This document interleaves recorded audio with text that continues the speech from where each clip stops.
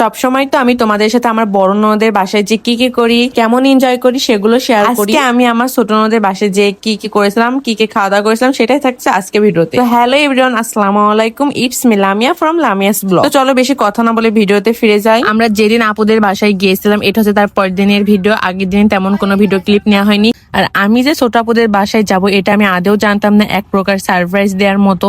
আলো আখি বাসা থেকে প্ল্যান করে এসেছিল যে ছোট আপুদের বাসায় যাবে, এন্ড আমিও তাদের সাথে পাশ লেগে যাই। যাই হোক, এই দিন সকাল সকাল ঘুম থেকে উঠেই দেখে আপু এন্ড আপু শাশুড়ি আমাদের জন্য পিঠা বানাইতেছিল। তো আমরাও বসে না থেকে কাজে লেগে যাই। আর এই পিঠাকে আমরা সাধারণত ভাজাকুলি বলে থাকি। আর তোমরা এই পিঠাকে কি পিঠা বলো অবশ্যই কিন্তু কমেন্টে বলবা।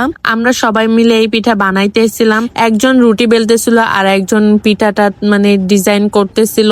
আমাদের যার যেমন ভালো লাগতেছিল আমরা তেমনই পিঠাটা তৈরি করতেছিলাম। এখানে আপু পাতার একটা শেপ দেয় আর আমি নর্মালি যেভাবে ভাবাকুলি বানানো হয় সেটা শেপ দিই। আর এই যে এখানে আমি আরেক ধরনের দেওয়ার চেষ্টা করতেছিলাম। আর এই পিঠার ভিতরে কিন্তু নারকেলের একটা পুর দেওয়া হয়, আর সেটা দেওয়া হয়ে গেলে সাইড থেকে মুখ মেরে দিয়ে তারপর ডিজাইন করতে হয়। খেনটি শুধু আমাকে ডিস্টার্ব করতেছিল ক্যামেরার সামনে হাত দিয়ে, আর ছোট আপু আমাকে আবার দেখাই দিচ্ছিল যে কিভাবে ভালো করে মুখ মারতে হয়। দেন এখানে আমি এই পিঠাকে লাভ শেপ দেওয়ার চেষ্টা করি, এন্ড মোটামুটি লাভ শেপটা ভালোই হয়। আর এই যে আমাদের রুহিবুড়ি মাশাল্লাহ, সেও চেষ্টা করতেছিল কুলি পিঠে বানানোর। সবাই কিন্তু মাশাল্লাহ বলতে ভুলবেন না।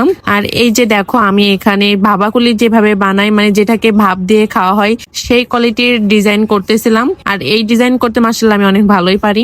এভাবে একে একে আমরা সব পিঠাগুলো তৈরি করে ফেলি। আর এই যে আমাদের আলু পাগলি, সে এই পিঠাটা বানাইতেছিল আর সেও মাশাল্লাহ অনেক সুন্দর বানাতে পারে, বলতেই হবে তারও অনেক গুণ আছে। আর শেষের দিকে আপু চাচি শাশুড়ি আসে আর সে অনেক সুন্দর করে অনেক ধরনের ডিজাইনের পিঠা তৈরি করে। এদিকে ছোট আপুর শাশুড়ি আবার এগুলোকে ভেজে ফেলতেছিল। তো সকালের খাবারে খেয়েছিলাম সেমাই আর এই পিঠা। আর এই যে রুহিকে আমি একটা পিঠা আবার দিচ্ছিলাম, ফার্স্টেও নিতে চাচ্ছিল না, দেন পরে নেয়। আমি আবার পিঠার সাথে সেমাই মিক্স করে খাচ্ছিলাম। তো এইভাবে আমি ফার্স্ট খাই এন্ড মজাই লাগতেছিল।